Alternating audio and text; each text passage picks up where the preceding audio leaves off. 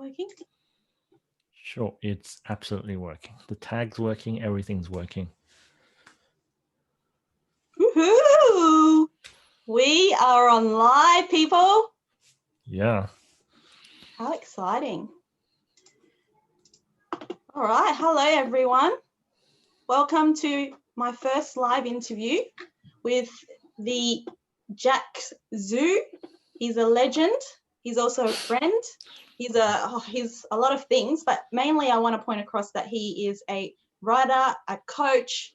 He is a resident Avenger, as you've told me. He's a superhero at heart.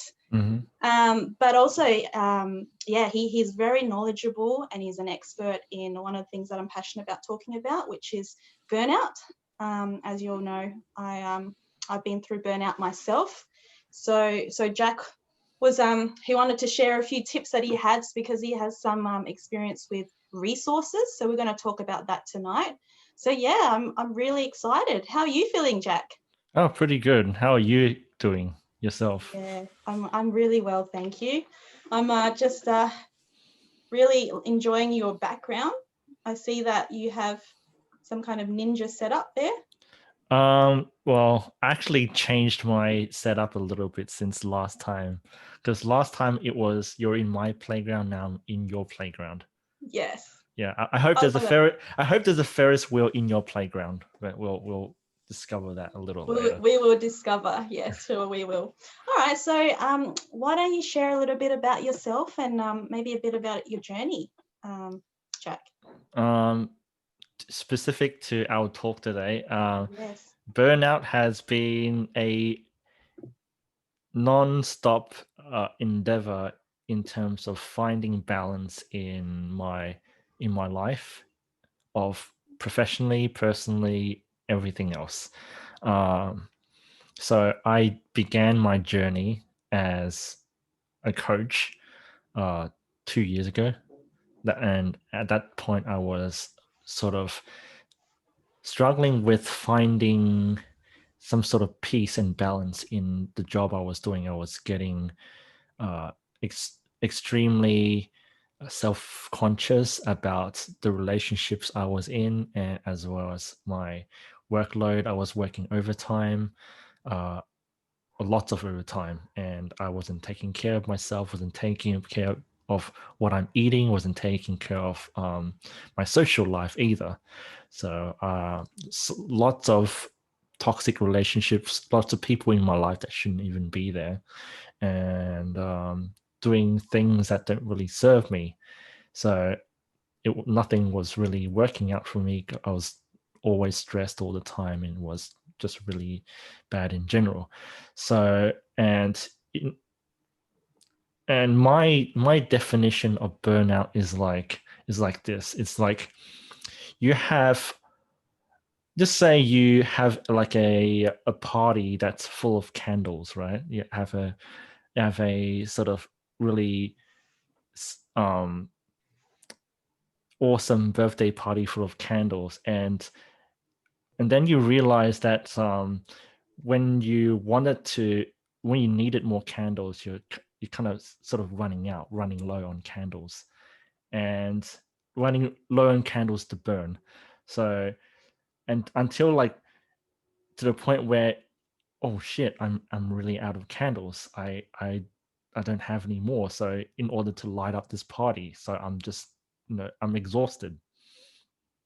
So that's what I mean when I'm burnt out, because that means I'm sort of out of energy. I don't really have energy to sustain this sort of system, this life inside this party it's down. Like this celebration, like I just lost the will to celebrate myself. I lost the will to do the things that I wanted to do, and it really came down to like figuring out a solution where I'm not out of candles. And for me, like in order to get more candles, it's about freeing up space. Right? You can't have lots of candles if you got lots of things in your space. So I began to declutter, getting rid of things that are not necessary in my life, throwing away my video games, throwing away my manga, throwing away furniture that's just really bulky and doesn't really, just takes up room in my space. And when your workspace is filled with stuff, like it's sort of like it sort of reflects that sort of environment in your mind as well. Like your space is equal to your mind in a way. So when that happens, you just become overwhelmed because you just got so much stuff out here. That means you got lots of stuff in here too. But when I started freeing everything, like throwing stuff away, it changed because my environment was like has more space. That means I have more headspace at the same time. So in saying that, like that's one part of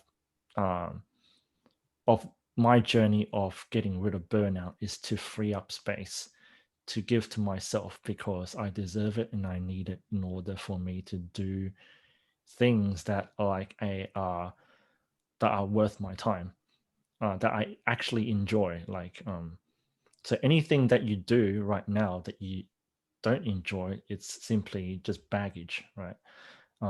Because if you're not if you like, you might think it's a good idea to do that certain thing. Say for example, I wanted to invest in Forex, right?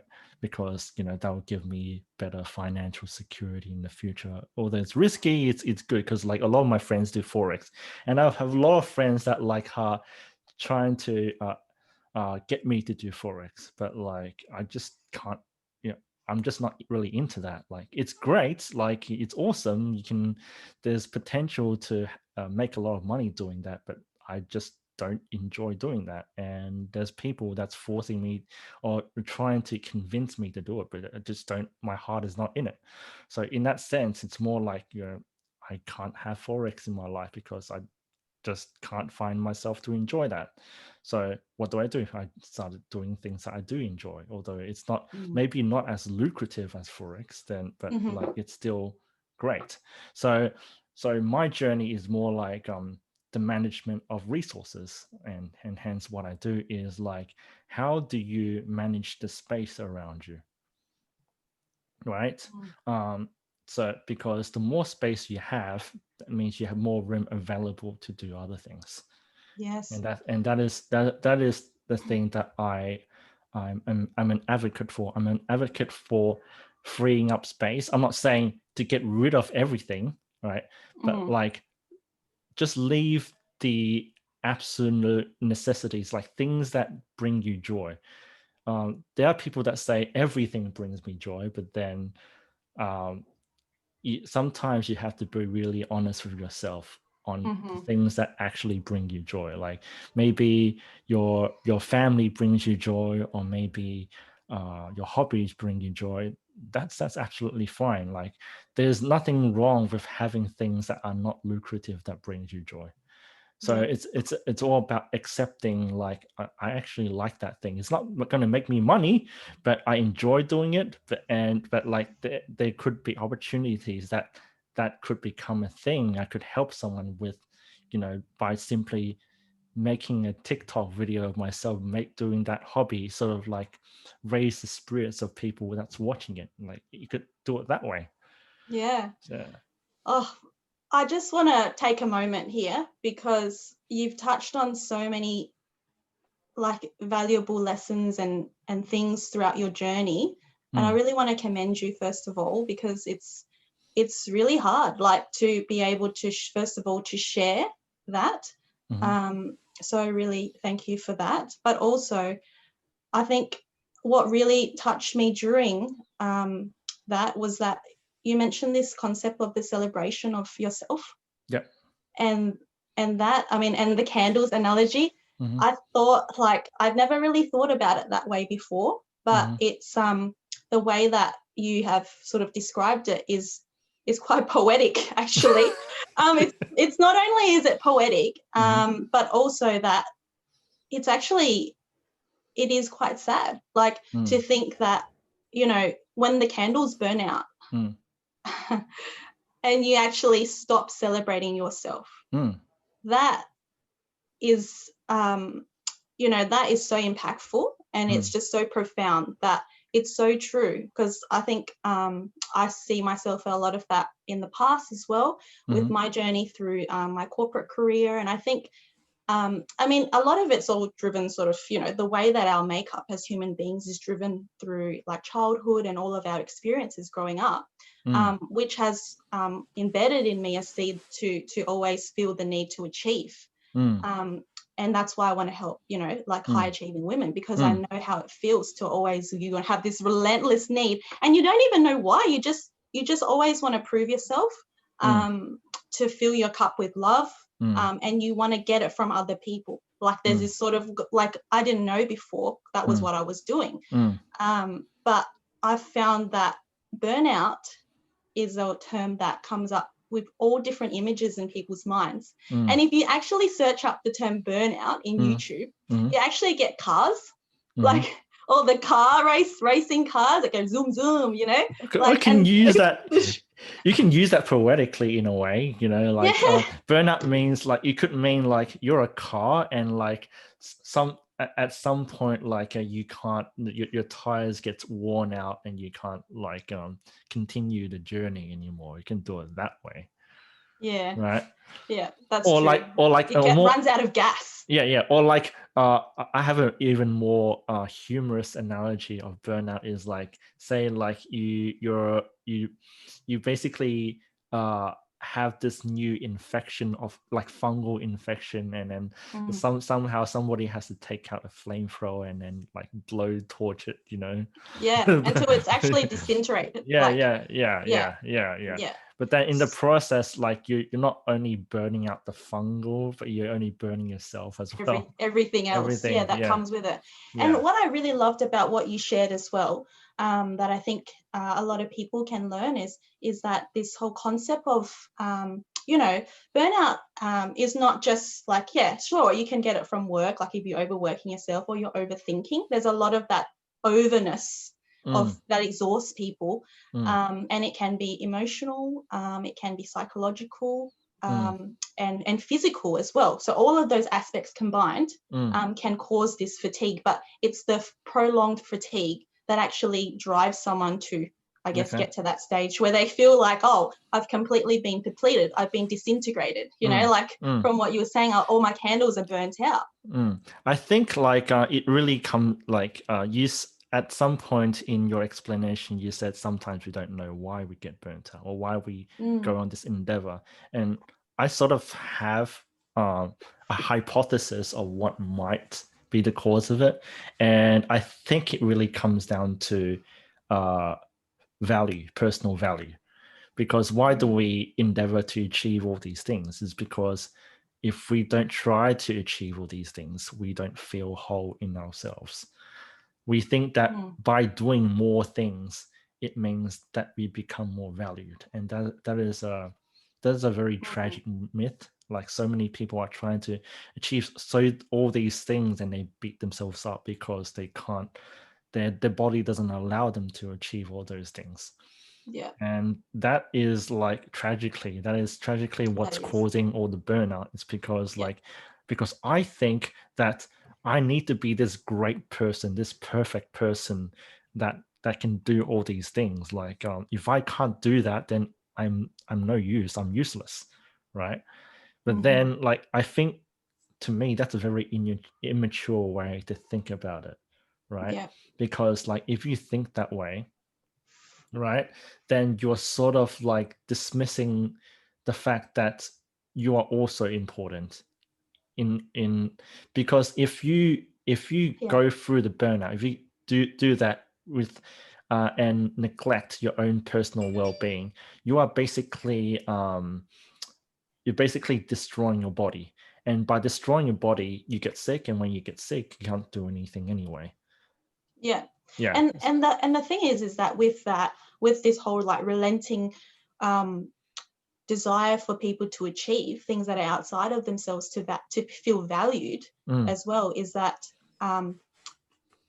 at some point you feel not only are you tired, but actually I just lost it. There was something I was going to say.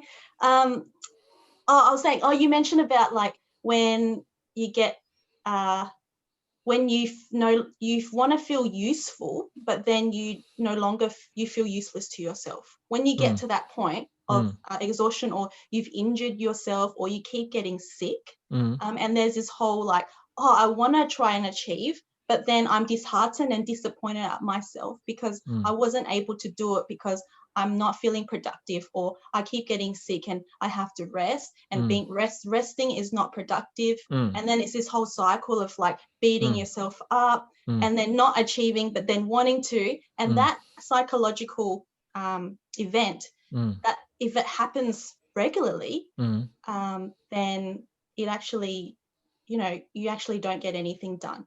And you actually constantly feel that way as well, unless there's ways that you know how to pick yourself back up. Yeah, that becomes like a self-fulfilling prophecy, what you, because like here's the really strange thing about all this is that sometimes like when you look at why people achieve like to get value, why do people want value? So that people that they get recognized, right? So that people say, hey, you did really well, that sort of thing.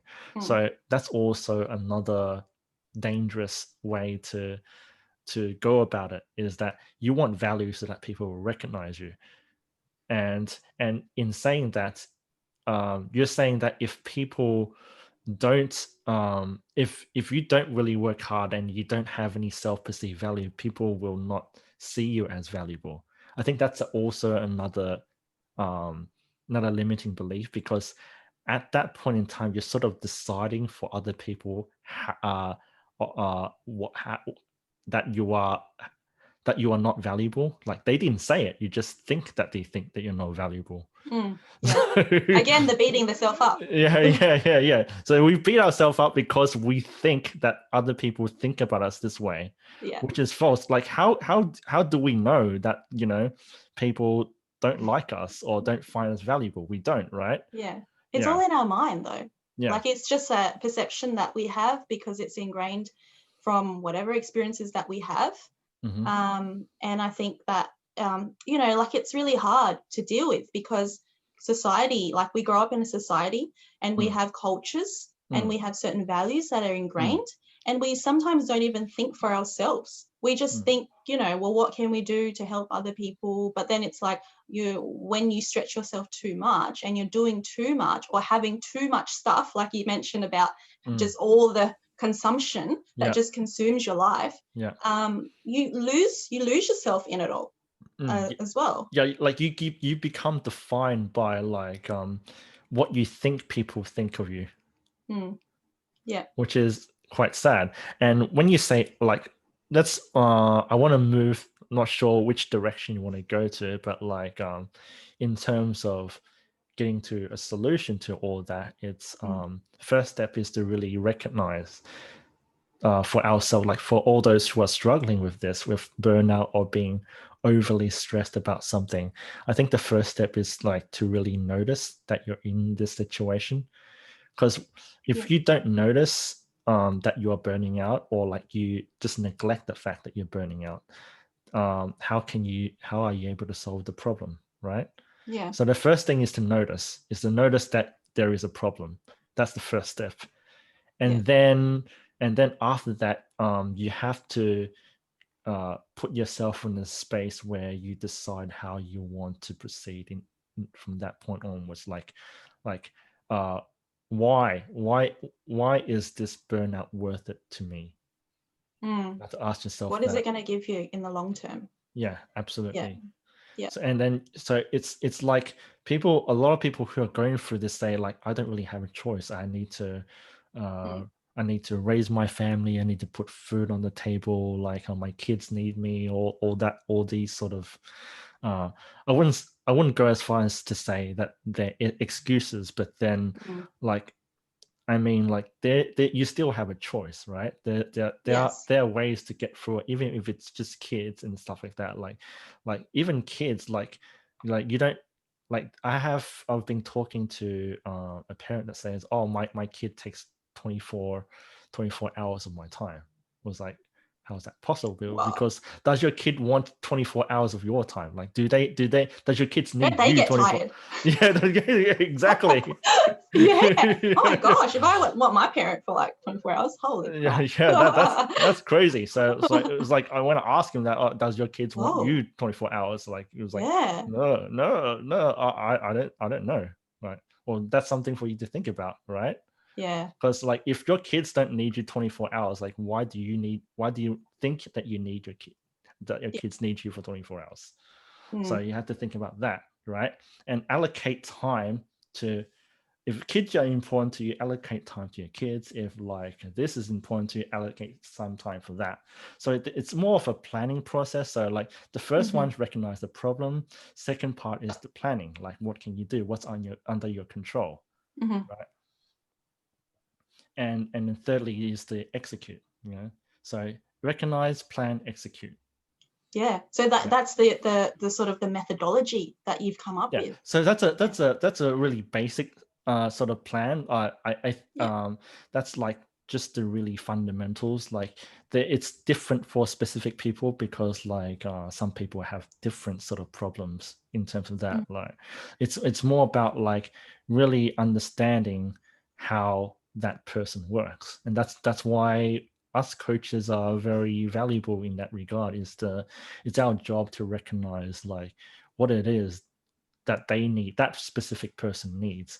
Like, we shouldn't say like, this plan is going to work for everybody, right? No, there's no cookie cutter approach to humans. Yeah, I think. Yeah. We're not. We didn't come out of a factory, right? Are we all clones? That'd be interesting, right? Like that kind of, seeing those movies of that. Or iRobot or something. Yeah, that sort of thing. But like, unfortunately, we're not. We don't have a single sort of like formula that solves all of our problems at once. Yeah. And you're so right with that, and that's why I think it's also really important. Like we mentioned a lot in this talk about how like we need to be able to think for ourselves. Absolutely. And one of the things that I do and I love working on is mindset, because it's something that I think, I had a lot of external factors growing up, and obviously going through all the experiences in the corporate world and dealing with a lot of different people, that I found that, oh, now I'm lost in my train of thought. Sorry about that. Something, all these distractions in my way. I think that's something that we need to work on ourselves. Like, even coaches, like, even we're not perfect, that sometimes we have stuff to work on. But I think it's really important, like, now that you ran into this issue of like you forgetting things, I think the first step is like, tell yourself that it's okay to go through this, because it's normal. It's okay to forget momentarily. We'll work through this together. Like, it shows some degree of like authenticity, is that you're a person, I'm a person, we make mistakes, and it's okay. It's okay to make mistakes, because like, even though it's hard, it's because of hard, that's why it's worth working on, right? So because it's hard, it doesn't mean it's bad. It's good because it's hard, because it helps us grow, and we learn to recognize as well where sort of, where we are currently at the moment, what our limitations are, what can we actually improve on. So I just want to go back to that, because from now I'm remembering there you go, from what the things, so is one of the things I'm big on is mindset, because I think, we spoke a lot about, there is a process, right? But the process or the system doesn't actually work for everyone. There's no one approach. And that's why I'm like, well, how about if we take a step back and learn to think for ourselves, learn to think about and get different perspectives to shape the way we think, so that once we have that, we understand ourselves more, we have more self-awareness, and from that place, if you want to do anything that you define as success, that's when you can work it out and figure out how to actually do that. Because the how part, as I mentioned in a few of my previous content, the how part is you can learn, right? And the how part, it changes as well, because there's things, you can, maybe someone gives you a roadmap as to like how you want to sort of go from A to B, but there's other things that come up along the way, And unless you know how to think for yourself, then if, you know, like me, if we've got distractions in the way, you know, it didn't go to exactly how I want it to be planned, you have to know, how do I actually pivot at these points, and how do I make the most of all the opportunities that I have along the way, and actually just enjoy the journey as well. I think that's actually really to go step back with that a little bit, because like the first part is to be okay. That it's that you can't go on and say like, oh, this sucks because like I got distracted, like that's more of you beating yourself up. So the first step is like, it's okay, I stuffed up, it's okay, I will get through this together. And that sort of gives you like the mindset that, okay, it's okay to make mistakes, and mistakes are there for us to learn from. It's okay, we can get through this, let's do it. And so what can I do to do better next time? I'm not saying what can I do to be perfect next time. I'm saying what can I do for a different outcome. I'm not even going to use the word better. I'm going to say like, what can I do to get a different outcome? Because that's what we really want, right? We don't want the same outcome all the time, do we? Yeah. No. Yeah. No. Yes or no? Because then our life would, my head's no. It's okay. Yes and no. Yes and no. Okay, I'm okay with that. So okay, it's okay. It's okay. It's okay. I'm okay that I'm in between. Absolutely, it's okay, and it's okay to do that. Like, there's nothing wrong with that. And the first thing is to establish that I am okay with myself. You are okay with yourself, because you have to live with yourself for the next, you know, what's so many years, like 40 years, 30 years, depending on, you know. But I think like if we are healthy, like we have all 4 arms and legs, we're able to do stuff, then we should just be grateful that we have the opportunity to make a different outcome next time, because there's always a next time, as long as we keep thinking that it's okay for us to go through plateaus and difficulties and struggles. And that's like a huge, like 90% of like the journey is a lot of struggles, and that's how it should be. Like success is not a means to an end, in my opinion. Like when you talk about success, like people picture this great thing, like it's like you're in a desert trying to look for this oasis, or you found an oasis, and then when you find that oasis, it's like, oh, this is so good, I'm gonna stay there for the rest of my life, I don't have to worry about anything. But then it disappears as well. Like you find the oasis, and then sometimes it's not real, or sometimes it's just not there. Exactly. Fleeting. Just fleeting. Like even when you find water, the water's gonna run out. What are you gonna do after the water runs out? So that's the whole point of, like, I guess, that having that fluidity when it comes to success. Like you do, maybe like some people have an image in their mind of what that looks like for them, but knowing that always changes, because you think, like, you know, you have a plan and you think that this is the image that you want to achieve. Actually, as you go on the journey, I find that every time you get to a certain milestone, or you think that you've gotten to that place of achievement, it changes. The whole picture changes, because something else is more important, or you get it and then it's like, oh, okay, so what's next? On to the next.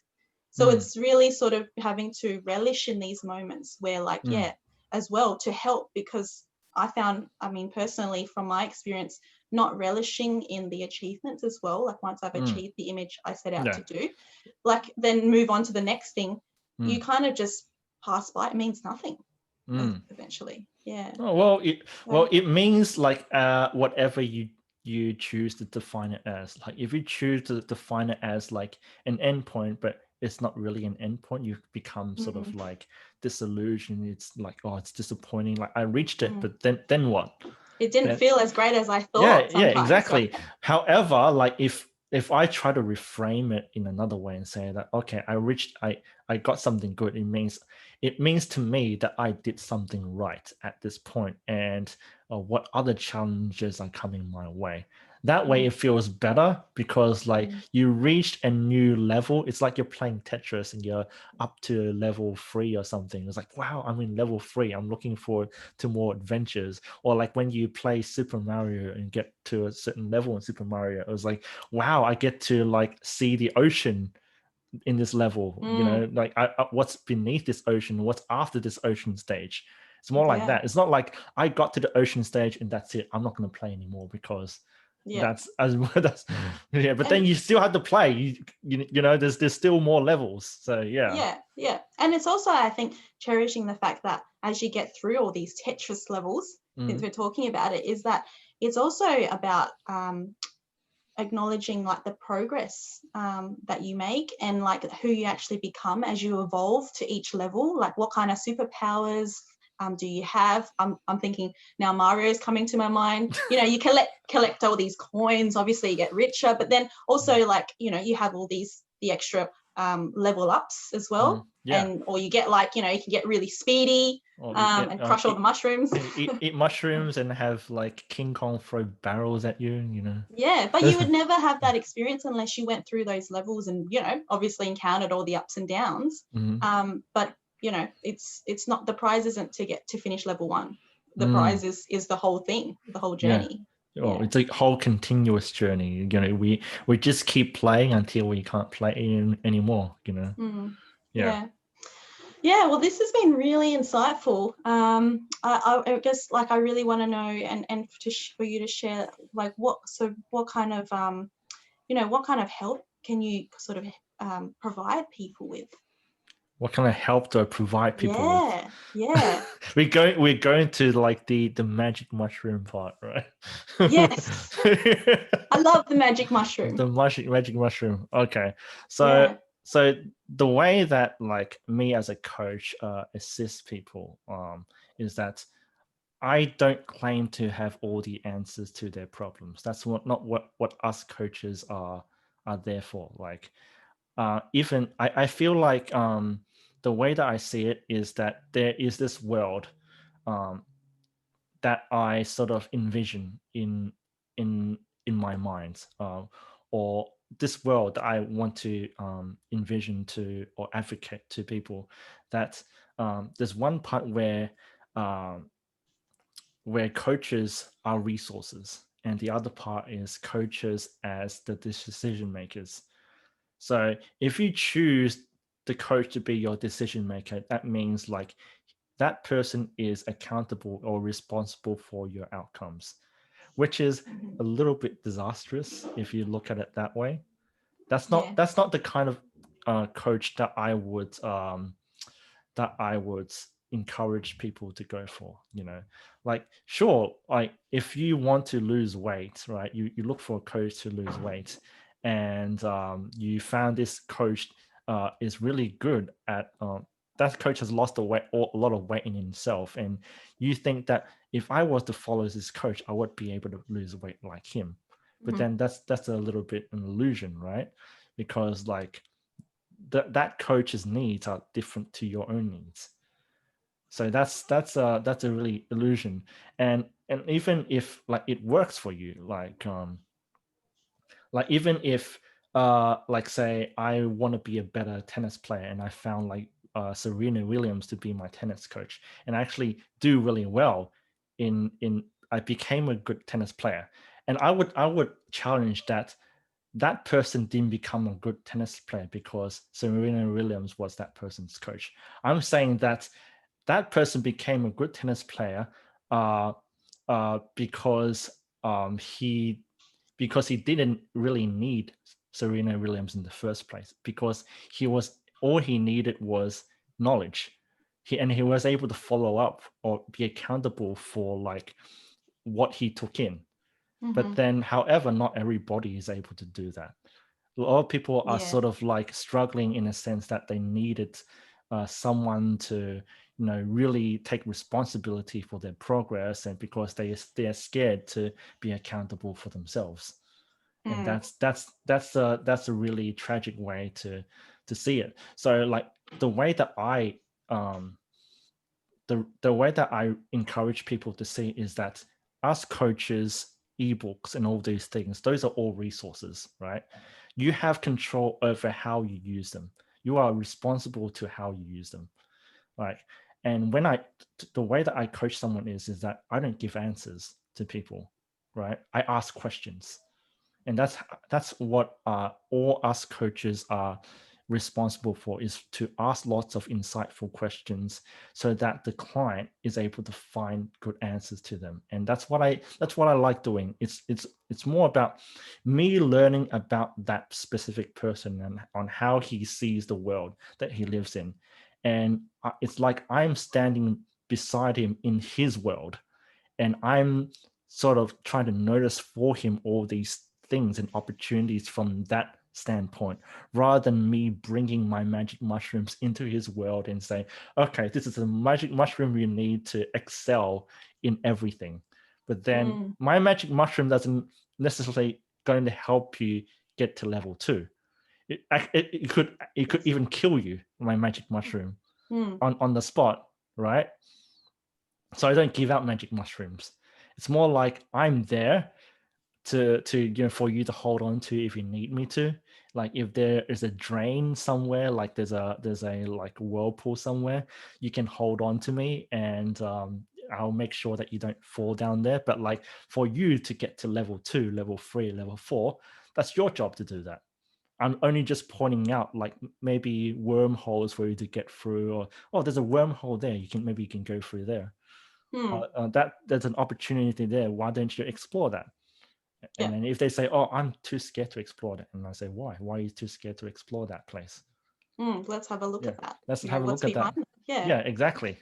So that's what I do. So what I do is that I try to see what their world is like from their standpoint, and I sort of set them a plan, because a lot of people, they don't know how to get to somewhere because they don't have a plan. First is define where they want to go to. Second part is make a plan.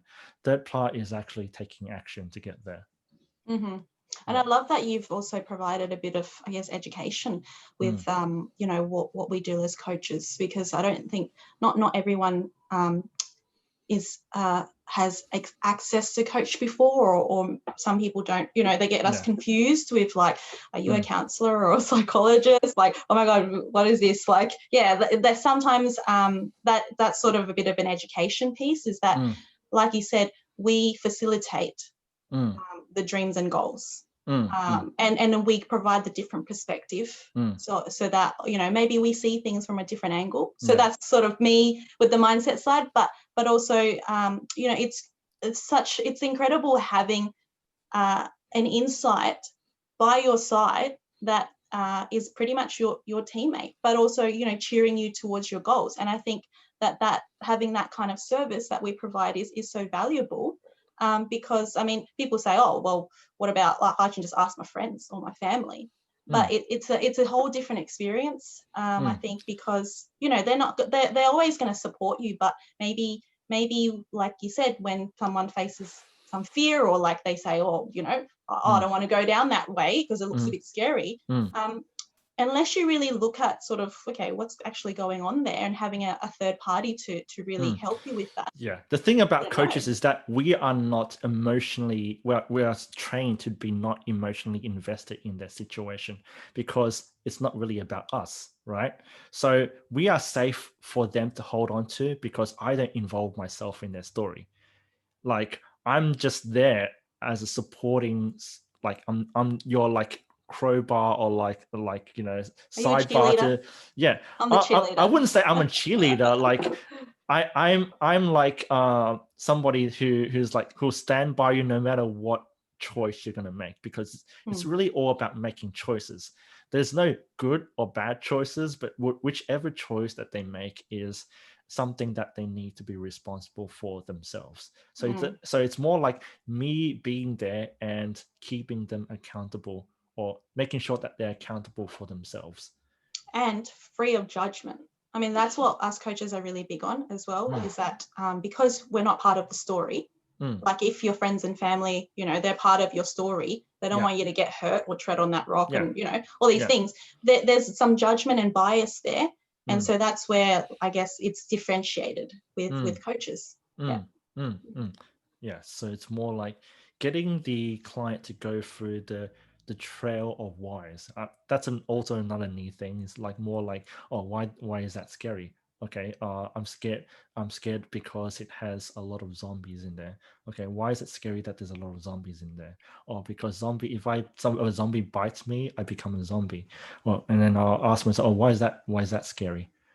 So it goes Yeah. down that path. So Yeah. yeah. And it helps with achieving self-awareness. Like Yeah. one of the big things we've been talking about, like the Mm. whole recognizing, that you have maybe a certain thing that you want to work on. That self-awareness is achieved through having that sort of extra, like I said, I'm the cheerleader, and you're the magic mushroom. Yeah. as I'm a well. magic mushroom that is not available to be eaten. I don't offer it. Like, it might kill them. Like, it might. Yeah.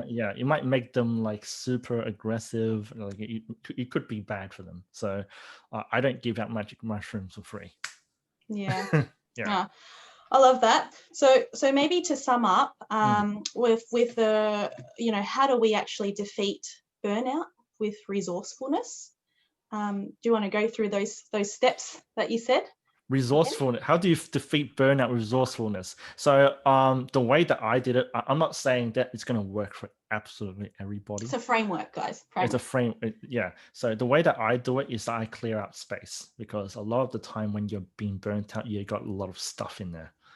And for me, then that's why I put myself in this minimalistic lifestyle. Like, I got rid of a lot of stuff. I'm sleep on the floor. I have mats everywhere, tatami mats instead of beds or tables and stuff.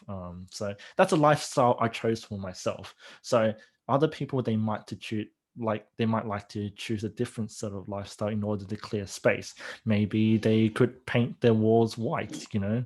It makes their workspace more spacious, or have more mirrors around, because like having mirrors around gives you more space. So that's just one method, like, is to manipulate your workspace, right? The second method is to look at your circle of friends, like which people are worth being in your circle, with being in your circle of friends. Like, so for me, like, I just get rid of people that keep talking about negative things, or like people that just doesn't align with my own goals. It's people that wants to be professional basketball players, and they keep talking to me about basketball, and I'm not really that interested in basketball, and torture.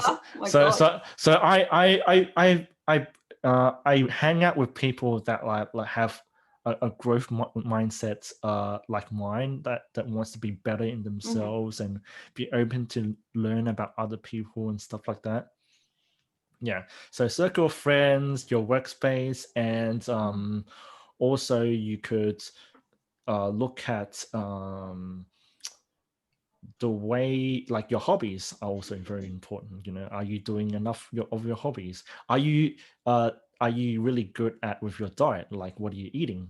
Are you drinking plenty of water? Are you taking exercise? Are you doing meditation? I found meditation is absolutely very important. I love meditation. Yeah, like, I do that every single morning. And then me too. It feels so damn good. If like, it's basically like the reason why a lot of people don't do meditation is that, like, oh, I'm wasting all this time. Yeah, I'm just sitting there doing nothing. That's a sure sign that you're in an abusive relationship with yourself, is that you don't give yourself time. And you don't give yourself space, like mental space. Absolutely. Well. So you need to give yourself that time and space to really reflect on things and being present. A lot of people are just not present in the moment. They're just very busy in their minds. Worried, concerned about like not achieving whatever it is that they're achieving. And if you focus way too much on just the outcome, you're just becoming this really depressed and stressed out sort of person that you feel like you're not going anywhere. So it's about freeing yourself up and giving yourself time and space and treating yourself really well. Self-love comes first, and then once your body and mind are filled up, then you have capacity to help other people, and that's going to make you feel even more whole than before. Yeah, and it's a lot about giving yourself that freedom. Absolutely. so that you're not sort of chained by all these different things that hold you back, and that you're able to give more and be more generous. Yeah. Next thing is buy more candles. Yes, but definitely buy more candles, but don't burn them all out at one time. Yeah. Like save some for like your parents' birthday or your birthday and some other special friend's birthday. Make sure like and invite as many people as you can, you know. Because it's a celebration of you, you know, life is a celebration of all of us. So absolutely. Yeah. No, I love that. That is a good one to finish on. Yeah. Definitely. I'm gonna go get some more candles for myself. Yeah. All right. Well, okay. Thank you so much, Jack, for your time and all the knowledge that you've given us tonight and myself. Okay. I wonder if people want to find out more about you, where can they find you? I think the best place to find me is my Facebook page. Just search 𝗥𝗲𝗁 coaching, or and just, he's in the tag as well. So yeah, I'm in the tag. You'll find like a bald guy and with a like this guy. Yeah, like that guy here. Like some people call me the Asian Professor X. Ooh, that's a good one. Is that your favorite character? Actually, my favorite character is Deadpool, but I'm probably not. Deadpool. I'm not as, you know, I'm not as humorous as Deadpool, you know. But yeah, he's pretty funny. Yeah. I find you pretty funny too. So thank you very much. Comedian. Cool. Yeah. Cool. Yeah. So check out 𝗥𝗲𝗁's Facebook page. You know, he doesn't bite, so he's got a wealth of knowledge. So no, I will bite very hard. But like, he won't give you the magic mushroom that is poisonous, hopefully. Yeah. Absolutely. Yeah. I'll give you the love bite. Yes. Yes. I love that. That's great. Yeah. Well, appreciate your time, and I wish you all the best. Yeah, I wish let's talk us all the best. Yeah, and also just before we end, just let everyone know as well that because currently as I'm sort of on this journey with mindset, I'd love to help anyone who feels at the moment that they are struggling with something in their life or don't feel they've got the right system as well. That's what I'm here for. You know, I'm going to help to, as we said in this conversation, I like to declutter the mind with a lot of you know, different techniques and things. So definitely reach out to me as well if you want to discuss you know, how you can sort of manage your burnout better. But also, if there's anything that's standing in your way, I'd love to help. And write in the comment section what you think. Yeah, and any questions, leave your questions with us, and we'll get back to you as well. Cool. Awesome. Cool. All right. Cheers. Cheers. I'll see you later. See ya. All right. Bye. Bye.